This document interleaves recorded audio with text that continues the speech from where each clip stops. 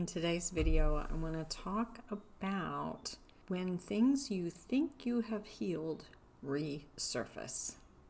Have you ever had this happen? Like where you think you've gotten through the healing process on something and all of a sudden it's there again.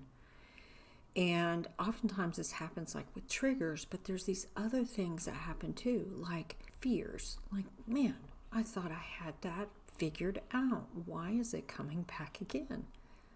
So let me tell you a little story about what has gone on with me. Today, I was being interviewed on a podcast. Not a big deal, except right before, about 30 minutes before I was getting ready to go on, I found these old familiar feelings I used to have. My stomach tied in a knot, my throat closed off. I felt really a lot of anxiety just surging through my body. And I'm like, okay, what is going on? I took a little trip down memory lane. And I remembered as a child and through a lot of my adulthood, I was introverted, I was shy. I'd also come through a traumatic and abusive history, and speaking, using my voice was terrifying. The idea of getting on a stage or talking on video would have never crossed my mind. Just the idea of having to stand up and say my name was just too much. Fast forward, when I'm around 19 years old, I work for the Internal Revenue Service and I was asked to teach computer classes. And I would go into the bathroom every morning and throw up. I wasn't sure I could make it through, but I knew that I'd been tasked to do this. So I would go and do that, I would clean my face, I would go teach the class. That was a long time ago. And over time, several other things came where I had to sort of white knuckle my way through.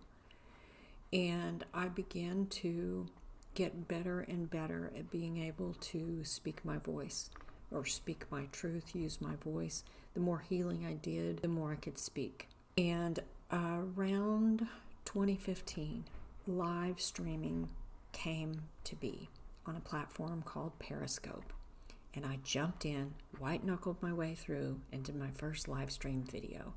I was really quite proud of myself because I couldn't believe that I did it. And I got better and better and better at it. And over time, I was interviewed on many podcasts. I was interviewed for blog articles. I did lots of live streams, lots of videos. Didn't matter what I looked like. It was never about that. There was something about using my voice that terrified me. Around 2017, there had been a little bit of time where I hadn't done anything, and I was invited by Oklahoma County, which is where I was living at the time, to come in and speak to two groups of people on holistic wellness. And just before it started, my stomach tied in a knot, my throat closed off, I started feeling a lot of anxiety and even tears. And I thought, what in the world is going on?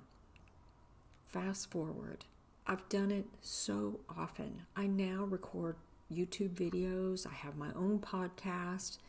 And today was going to be the first podcast I did for someone else in so long. And all of a sudden, it started again. So I paused. I took some deep breaths. And I started speaking to the child that lives inside of me. And I said, look how far you've come. Look what we've done. How amazing is that? Be proud of yourself. You are safe now. No one is ever going to harm you again. I've got you, and it's important that you share your voice. So I want to ask you, is this something you've gone through, whether it's about speaking or whether it's about something else, some other kind of fear that you think you've overcome, and all of a sudden, bam, it's right back there for you again to deal with. If it is, take a moment to stop, take a breath, ask that little one inside you, what do you need from me? What do you need me to know? And then say, I've got you, you're safe, you can do this. No one is ever going to harm you again. Give that a try. And it can help you do some deeper healing that you might not even realize you still needed to do. Because you know, healing is not linear. It just goes in a spiral, and then it starts again, and we get deeper and deeper layers depending upon what kind of histories we have. So it's important to acknowledge those things and really be kind to yourself. Give yourself grace. If you find that you're having trouble doing this, I am getting ready to launch the Inner Alchemist Academy, which is very exciting. This is something that's been on my heart for years to do. And it is bringing people together, the change makers, the dreamers, the seekers, all of those who feel like they are so interested in holistically healing, personal development, their spiritual journey, and maybe getting out there in the world and doing bigger things. It is a place for the lighthouses to come to connect with each other and have a safe space to explore and become and transform all of those pains into fuel that gets you to your purpose. So I'd love to know in the comments if you've got any of this going on, or if you have tried what I suggested and how that felt. This road is challenging, and you never know what's going to come next. You might enjoy another video I did recently on overcoming fears on your path.